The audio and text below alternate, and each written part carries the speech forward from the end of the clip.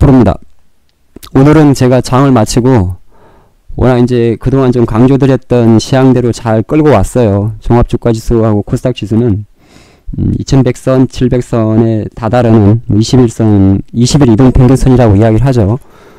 여기까지 올라왔었고, 이제 오늘 오후 접어들어서 미국의 중간선거 결과가 나오고 나서 실제적으로 뭐 그것 때문에 조금 우리 장도 빠진 것도 있고 아시아 시장도 일본하고 중국 증시도 하락을 좀 보이면서 장에 대해서는 지금 불안감을 가져왔는데 제가 타이틀도 적어놨습니다만은 이대로 주저앉지 않습니다. 이제 근거들을 또는 그가 생각하는 바를 하나씩 좀 풀어보도록 할까요? 이게 나오냐? 예. 이게 이제 종합주가지수의 위치인데요. 예. 지금 이제 우리가 차트를 보면 항상 그런 겁니다. 그래서 지금 20일 항상 여러분들 한 가지 기억할 건 뭐냐면 종목이든 시장이든 내려오는 21선은 대부분이 저항입니다. 그거 그냥 기억을 하시면 돼요. 내려오는 21선은 그냥 외우세요. 예, 내려오는 21선은 반등시 1차 저항입니다. 99.9% 저항이에요. 예, 그거는 어쩔 수가 없어요. 왜냐면 이게 이동평균선이 내려왔다는 거는 20일짜리니까 실제적으로 이 물량들이라 생각하면 되는 거죠. 간단히 보면 손실 구간이기 때문에 가장 손실을 축소하는 우리가 속칭 말하는 반등시 비중 축소의 그 첫 번째 반등 목표치가 대부분이 20일 이동평균선입니다. 그래서 오늘 이제 거래량도 동반하고 쭉 빠졌어요. 네. 그리고 코스닥도 마찬가지입니다. 아침에 이제 695포인트 정도 다다르는 21선까지 올랐다가 훅 빠졌는데 여기서 이제 몇 가지를 한번 보도록 하죠. 이게 왜 나오냐? 예. 미국이 이제 중간 선거를 했어요, 오늘. 예, 지금 이제 아직 이제 최종 집계를 보면 알겠지만은 보통요. 예, 보통 그러니까 지금 트럼프는 상당히 지금 자축을 하고 있습니다. 여러분들은 모르시겠죠. 예, 자, 지금 상원 공화당 현재 상원 공화당 하원 공화당이었어요. 자, 여기서 중간 선거를 딱 때렸는데 상원 공화당입니다. 근데 하원 민주당이에요. 통상적으로 어떤 나라든지 특히나 미국은 중간 선거를 할 때 집권 여당은 불리합니다. 대부분이 그랬어요. 그러니까 집권 여당이 불리하기 때문에 오히려 표가 야당으로 조금 가는 경우가 있는데 결과만 놓고 보면 그대로 유지했어요. 상원은 그대로 공화당이 집권했고 지금 하원이 민주당이 조금 더 과반수를 했습니다만은 그게 표 차이가 얼마 나지 않는다고 합니다. 의석수가. 그런 관점에서 봤을 때는 트럼프는 충분히 이번 중간선거에서 제 연임에 대해서 확신을 가진 겁니다. 그죠? 자, 근데 장이 오늘 조금 아시아 증시가 빠졌던 것은 첫 번째 이유는 선반영을 무시할 수가 없습니다. 주식이란 게 참 무서운 거예요. 그러니까 이미 미국의 중간선거가 마무리되게 되면 시장에서 계속적으로 워낙 이제 하원에 대해서 박빙이 있기 때문에 뭐라 할 수 없습니다만은 어느 정도 트럼프의 입지가 조금 더 좋아질 것이다. 예, 그런 기대감이 가져간 거죠.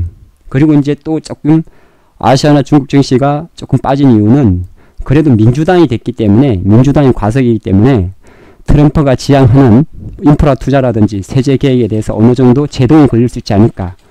그런 경계감이 살짝 묻어 있는 거고 또 반대적으로 봤을 때는 제가 왜 좋게 보냐면 하원의 민주당의 파워가 조금 더 세지게 되면 아무래도 트럼프의 무역전쟁 이슈에 대해서 제동과 태클을 걸어줄 수 있는 요인이 됩니다. 그래서 그 관점에서 이렇게 됐을 경우에 가장 먼저 움직이는 것은 바로 달러화 강세가 약세로 갈 수 있는 부분이 조금 생겨요.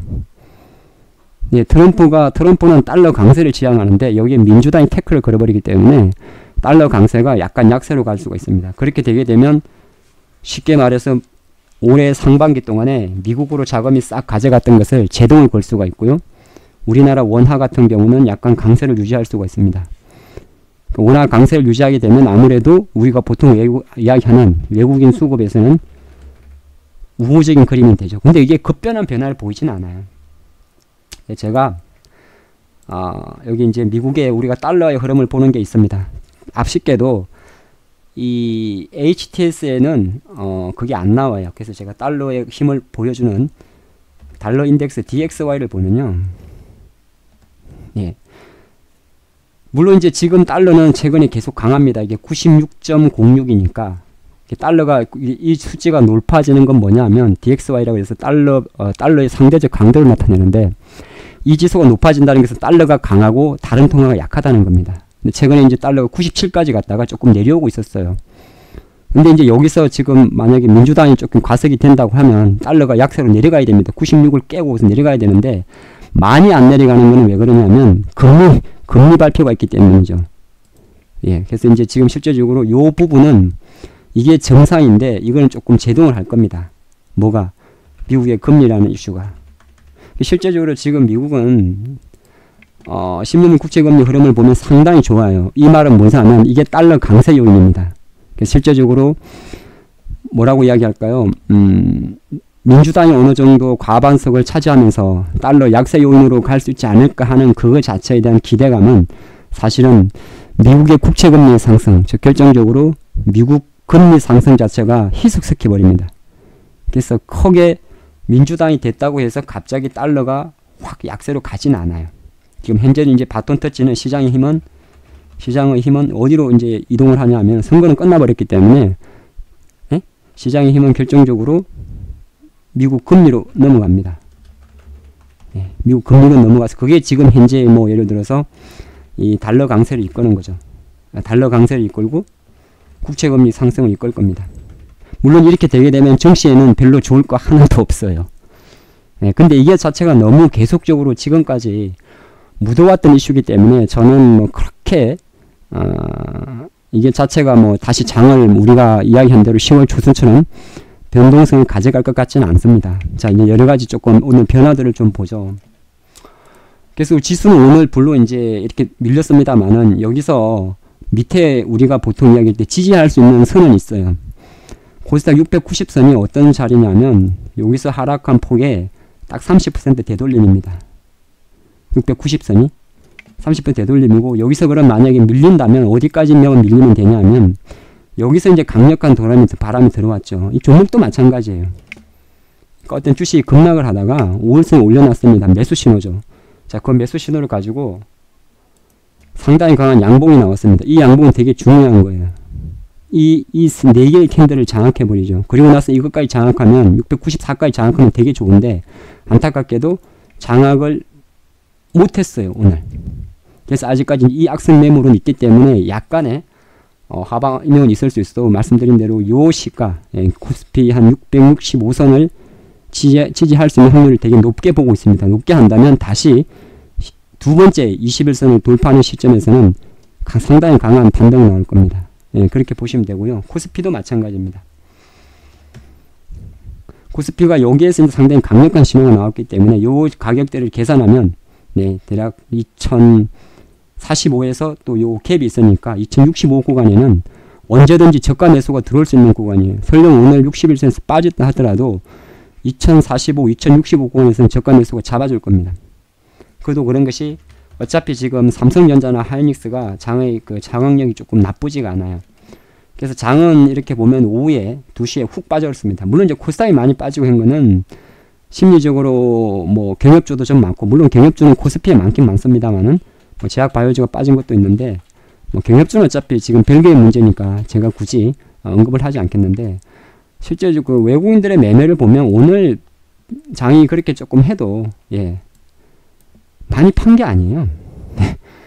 이 기관들이 문제죠. 연기금이 1300을 코스닥을 던져버린 겁니다.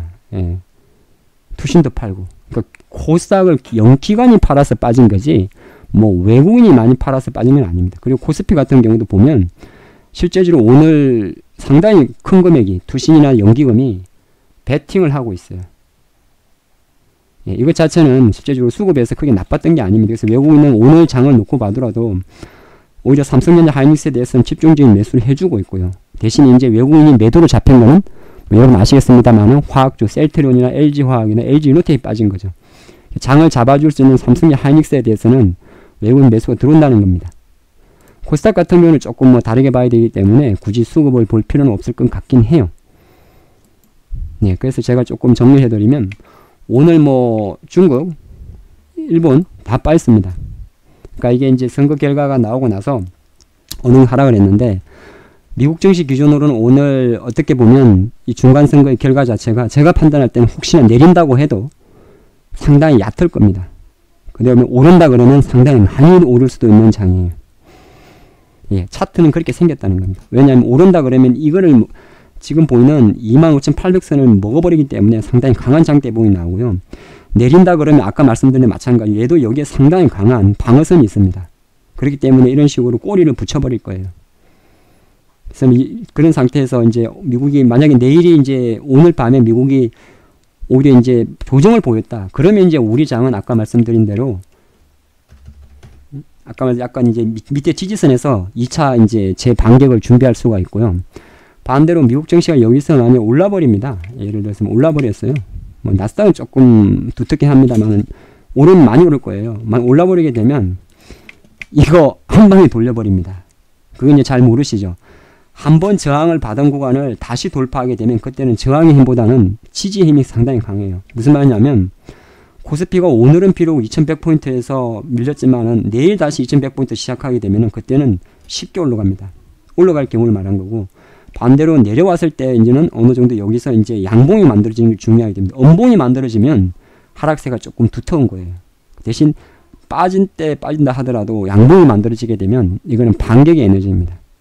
오늘 상당히 고무적인 그림이 나왔어요. 양시장 모두 거래량이 증가했기 때문에 기술적으로 21선에서 한번 털어준 힘은 분명히 나왔습니다.